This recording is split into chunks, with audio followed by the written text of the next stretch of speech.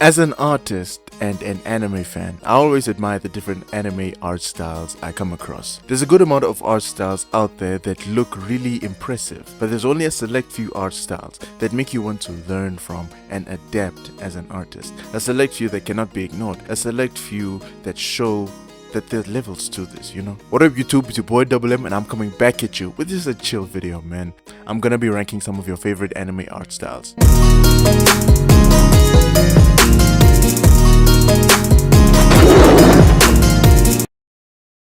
Before we really get into this, I want to get a few things straight and out of the way. However much I may try to be objective, this will still be opinion based. I will try to look more to how a style stands out creatively compared to other art styles, but a small slither of how I decide will be a bit subjective. In short, don't take this all too seriously, bro. It's just my opinion. You can agree or disagree if you want, and if you want to say something, let's just be civil and have a civilized conversation about this down in the comments. I feel this goes without saying, but I feel like I still gotta say it for the heavy stands in the chat, for the heavy diehard anime fans in the chat. However I rank an anime art style is exclusive of how good or bad the anime actually is. I don't want keyboard warriors in my comments getting mad and tight just because I put their favorite anime at a lower tier. The anime art style and the writing of an anime are two different things. What the anime art style is also different from is the animation quality of the anime. Drawing something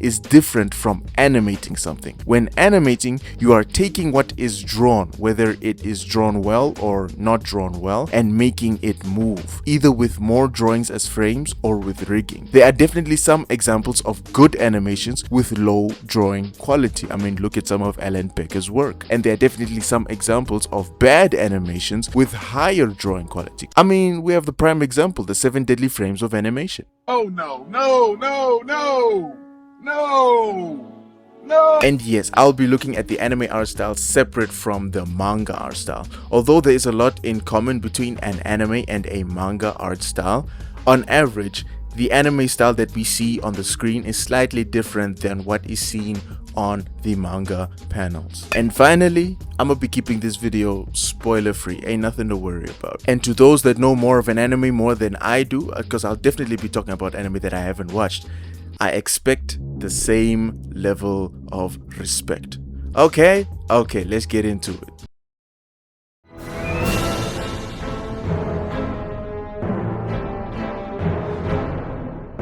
This anime will always have a place in my heart. For those that don't know, this was my very first anime I watched, and this anime is one I would definitely recommend to anyone who is looking to start watching anime for a very good reason. This anime is goated, bro. There's just something about this anime. Ooh, FMA, brother, it was just too good. You never forget your first, man. But as a style, there's a good amount to it that makes it stand out, but not stand out too much, you know. Looking at the style, I kind of like how the eyes and the jaw are drawn differently from other anime, looking blockier. This is specifically seen in among a lot of characters, but not all, you know. I like how there's a good amount of characters that still look blockier but have their own shapes and proportions, you know. But other than that, I don't think this style does much elsewhere to stand out. The rest of what we see in regards to line art and rendering is what we see in other anime. I like what it does to stand out, and what it does is something that makes it easily recognizable, but it doesn't do too much. Guys, I love this anime, but I have to be honest here. This is in the B tier.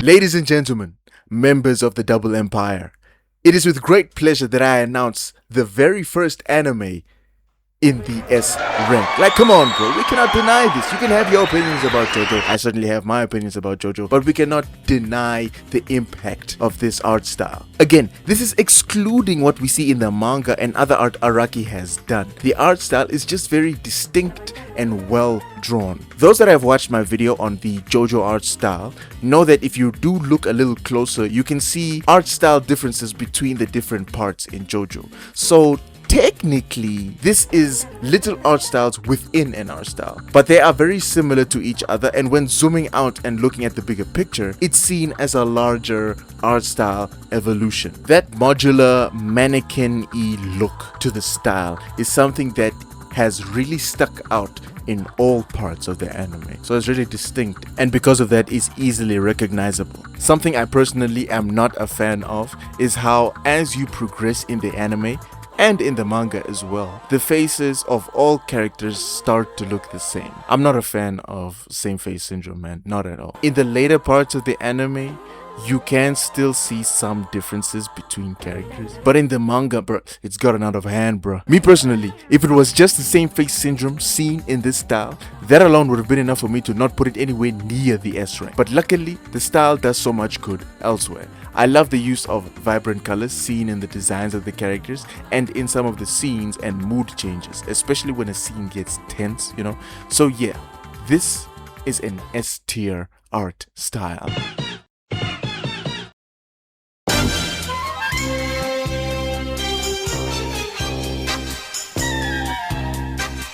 I don't know, this ranking might piss off a lot of Dragon Ball fans. Me personally, I'm not a fan of the style. Say whatever you want, I don't care. I'm not saying I hate the style. I don't hate the style. I'm just saying, when you tell me to think of high tier anime art styles, Dragon Ball is nowhere near my train of thought. I struggle to see why someone would pull it up there. Like, Dragon Ball? The hell is you talking about, bruh? The shape language here is very distinct, yes. Any close-up of the character without seeing the face is enough to immediately identify the style. The thing I don't like about this is how these shapes are seen in almost every single character. Those of you that have watched my last art style study may know of the two type of art styles I've seen out there. There's a shapes for style type and a shapes in style type. To give a quick explanation, a shapes for style type is an art style that uses distinct shapes on most to all characters to visually carry out an art style, while a shapes in style type is a style that uses art style strategies that are applied to all characters of all shapes and sizes to visually carry out an art style.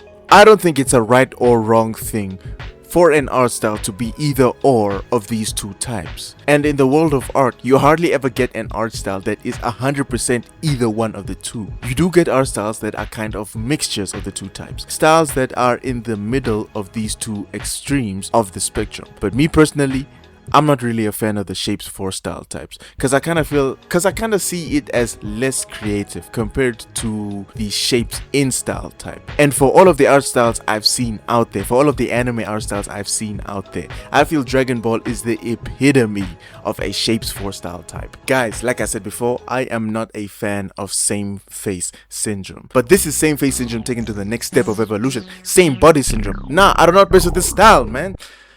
But at the same time, I still feel I gotta give some respect to the style, because taking a step back, there may be a level of same face syndrome it has, but to get to this look and this style is still creative in itself. It does take effort to come up with something like this and to get it to look like this. And there are a select few characters that do get their own shapes. A small number, but still a number that should not be skipped over. I just don't like how similar a large number of the characters look to each other, man. B-tier. Now there's probably some Dragon Ball stans getting ready to tap up a storm in the comments. Calm down, G. Calm down. I know it's hurtful to see your favorite anime in such a low ranking, but I gotta keep it 1,000, man. This is probably easier for me to do because I haven't watched a lick of Dragon Ball. But that's how you know this is a pure, unbiased opinion. Okay.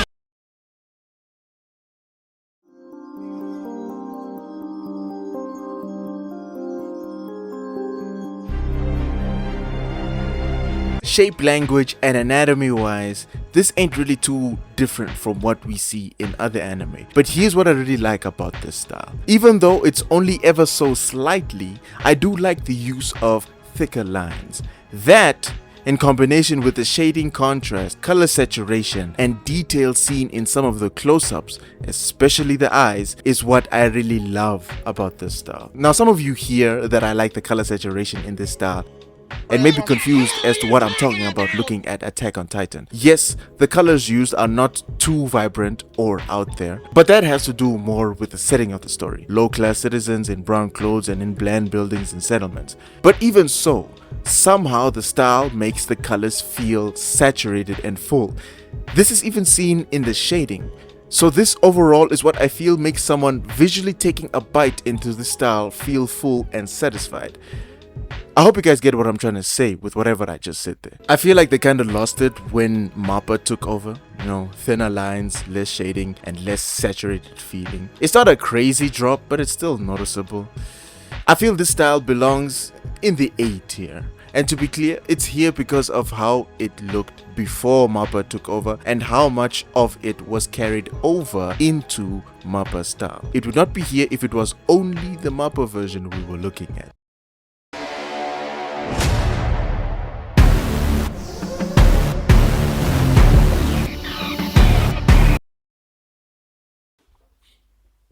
Come on now, like, let's not waste each other's time now. Come on, everything about this style, man. The shape language, the line art, the color, the rendering.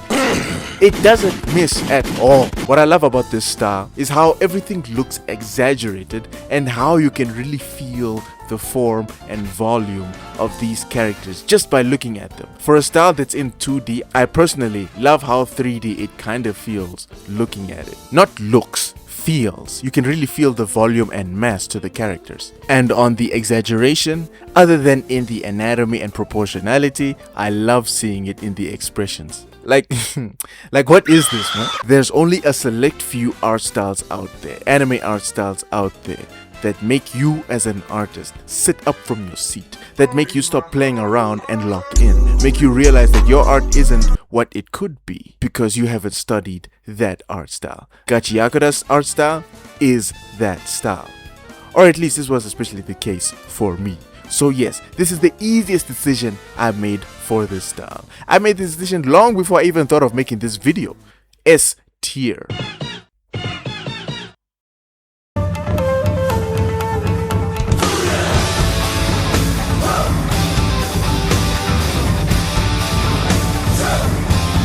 Looking at the art style, this is another art style that does a good amount to stand out, but not too much. I kinda like how the eyes in the style look similar and distinct, but still vary a bit from character to character. I personally love the simplification that comes in the lack of detail in many of the forms, from the clothes worn to the hair on the characters. I feel like the lack of detail makes one notice and feel the volume and mass of the characters just a little more. It's kinda what makes me really love Naruto's Sakuga animation. It's like I can feel the mass of each character and the impact of each strike. But let's not forget, this is the art style we're talking about here, separate from animation. And to be honest, ain't none really impressive about this. Ain't none really impressive about... ain't none really impressive... What? You laughing? Ain't none really impressive about just drawing spikes with limited shading and hardly any highlights. Again, I love it regardless. But we gotta be honest about this. I'm feeling B tier for sure.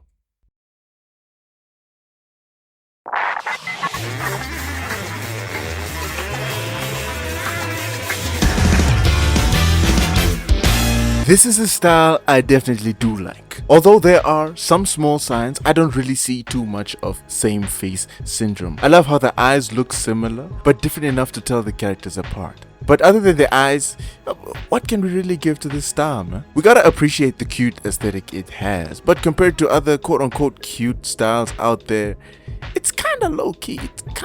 It's only really Anya that's pushing it off, you know? It's only Anya, I feel, that's giving off that quote-unquote cute look, you know? Some characters are, I don't know what I look like calling another grown man cute, while others are absolutely fine. Like, who is this I have my eyes laid upon? Like, I'm not the type of person to have waifus and all that, but if I had to choose, oh my goodness, she's so bad. Calm down, G. Calm down. I see a lot of everything else looking like what is commonly seen in other anime. Art style wise, I can't really put it up there, man. It ain't really doing too much, man. Yeah, nah, this is definitely getting put in the C tier, bro. It's almost a B. But nah, I'ma keep it in the C tier, man.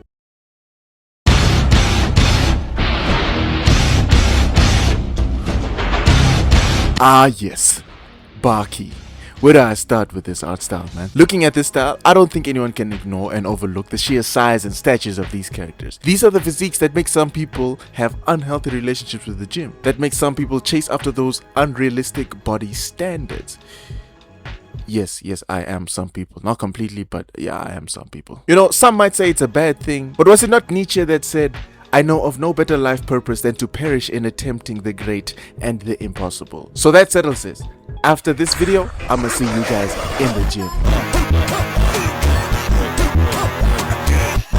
Jokes aside, yeah, now these are crazy physiques to chase after, bro. The sad truth is, too many realize this and turn to the needle in order to attain this physique. Little do they know, this physique is so unrealistic. People are turning to steroids in the anime itself. So yeah, now put the needle down, big dog. Tangent aside, I like the anatomy and proportions seen in this style. Even though it's mainly seen in the Broly and buff guys, the style is still seen in other smaller, normal characters, showing style consistency in all characters of all shapes and sizes. The style also knows how to play around with the line weights and doesn't have the basic cell shading seen in other anime. And as much as I love and appreciate how the physiques look here, I also feel like there's a time and place for it, man. I feel like it's gone a little too far. What do I mean?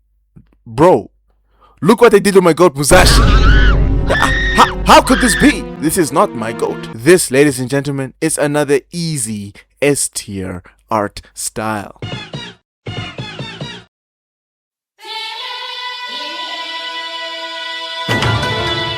This is another style that is dang near an epitome of the Shapes 4 style type. But because this style shines in other areas, that is something I am more than happy to overlook. I personally love how thick, rough and jagged the line art looks at times. There are some times where the lines give a rough paper-like texture, you know, and I really love the saturated colors used in the designs and in some of the world and effects. It's all done in a beautiful way that makes the whole style bold and stand out. Like I said before, I don't really like a lot of Shapes 4 style types and usually like more Shapes in style type, and Demon Slayer is a lot more of a Shapes 4 style type, but Demon Slayer's art style is a Shapes 4 style type that I really love, that I even like more than some Shapes in style types out there, because of how well it does what it does and because of how well it does in other areas of an art style: line weight, shading, rendering, etc. So I can't ignore this one. I cannot overlook this style. You have to give it its props. This is easily, without a doubt, another S-tier art style.